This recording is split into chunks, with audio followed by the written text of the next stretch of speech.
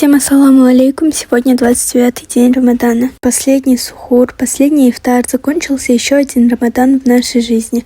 Пусть Всевышний Аллах примет наш пост и дарует нам возможность дожить до следующего Рамадана.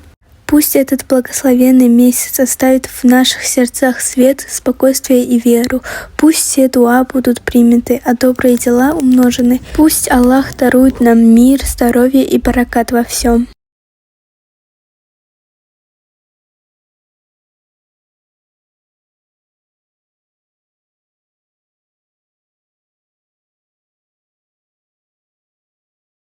Иншаллах, все, о чем мы просили в эти дни, будет услышано. Пусть в душе останется та искренность и чистота, которую подарил нам Рамадан.